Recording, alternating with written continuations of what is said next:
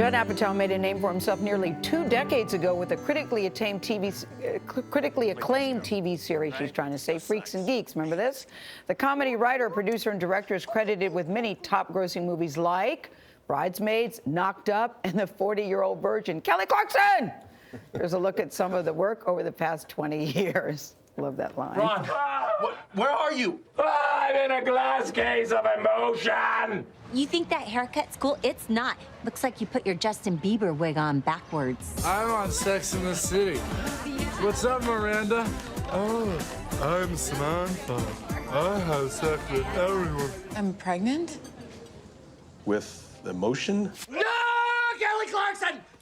By the way, you might want to put on a bathing suit, because you'll be channel surfing in no time. It's happening. It's happening. It's happening. It's happening. It happened. Hey, I never asked you. Yeah. You like guacamole? I don't want to freak you out, but I think that I may be the voice of my generation. Apatow now has a new series on HBO called Crashing. It follows an aspiring comedian whose world unravels when he discovers his wife's affair. I've literally never done anything without her. She found our apartment. She supports me. Wait, she supports you, you mean emotionally? No money. She supports you financially, your wife? Yeah. That's the stupidest thing I've ever heard. No, it's like a wife supporting a guy in medical school. How is it like that?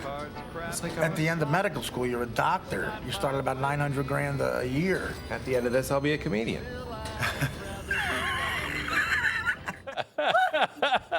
And we are pleased to welcome Judd Apatow to Studio 57. Too bad you're not funny. That was like, this is your life. Oh, my God. When you look at This Is Your Life, what do you, Yes. what is there a moment that stands out among all those for you? Well, I'm happy I can just work at all. I mean, it's fun to just get a chance to collaborate with all of those people. So your wife is not supporting you? She does support me. I'm about to shut it all down. My wife is home right now, sick. Uh-oh. So we should say hello to her. I hope she feels better. Leslie, we hope you feel better.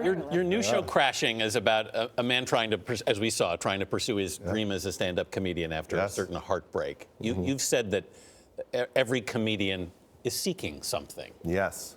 What were you seeking? I don't know. I just wanted to get out of the house. I just loved comedy since I was a kid. Like people, kids are obsessed with baseball. They track all the players. Yeah. But I would track like Michael Keaton and Jeff Altman's career. I was just like, a real comedy nerd. And I guess I was probably angry. Well, comedians are kind of quietly angry, even the sweet ones down deeper. Yeah. But it's interesting because now, Judge, because when I think of you, I think of producer, writer, director. I didn't know about your stand-up comedy past, and now you're going back into stand-up comedy. That's right. Scary, thrilling for you. What's your humor like? Well, I was looking for a way to lower my self-esteem and my salary at the same time. Yeah, exactly. How's that going? It's working out. But I do a stand-up at this place, Largo in Los Angeles. We do these benefits every few weeks. We're doing one on the 21st, and I'm playing the Rhineman in April, and it's fun. It's what I wanted to do. Why did you want to do it now when you've already achieved such level of success? Why did you? Because it's hard. Well, that's all I ever really wanted to do was to do stand-up, and then I got sidetracked doing everything else. So I remember talking to Jerry Seinfeld when he went back to doing stand-up, and there was something validating about doing it for him. Yeah. Well, it's, to think of an idea and say it that night. When you make a movie, like you think of a funny idea, you wait 2 years to see if it gets a laugh. Yeah. I mean, it's a really long time. And sometimes they don't laugh. Like you put up my grosses there. Like those are the good ones. You could have just showed all bombs and it would have been a whole different montage. And then you've got the series Love, too, on Netflix. That's right. I'm always fascinated by the characters because they're weird, they're odd, but they are somehow so relatable. Yes. Do you know these people? Are you looking for a certain kind of character?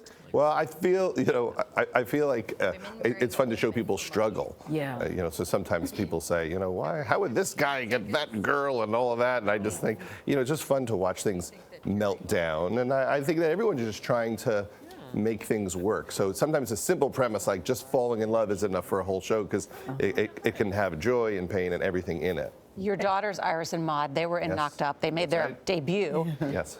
And they want to pursue a career in acting? Yes, Maude was in this great movie called Other People, which is on Netflix, which won a Spirit Award this weekend for Molly Shannon. And Iris is on Love. She plays a child star on Love, and she's really funny. I realize that. Wow, I didn't know that was your daughter either. Yeah, I have to direct her because she doesn't talk to me in life. Yeah. We drive to school every day. She's 14.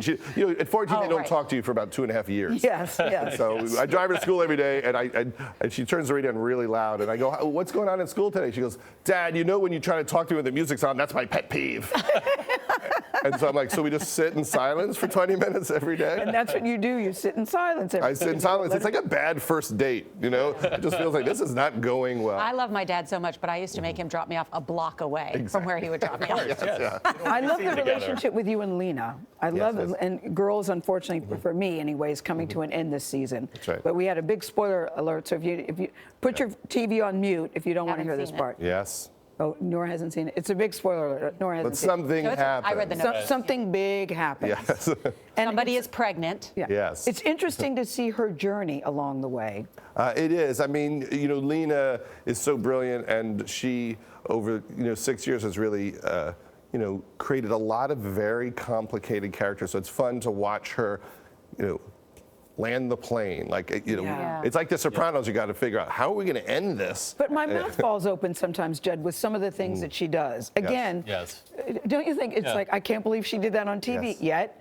It's stuff that you've seen people do. We just do it in the privacy of our home. It was also the most unlikely credit of yours for me, because so much of your humor is nerdy guy stuff. Yes. Right. How did you connect with her? I met Lena after seeing Tiny Furniture, this movie that she made, and I just loved everything that she was doing. And then people always think I'm responsible for all the dirty stuff, but I'm the person going like, do we have to do that? Like I'm the uncomfortable guy. Judd Apatow, great to have you here. Congrats. Congrats on everything. Crashing airs Sunday nights on HBO, and the second season of Love streams on Netflix this Friday.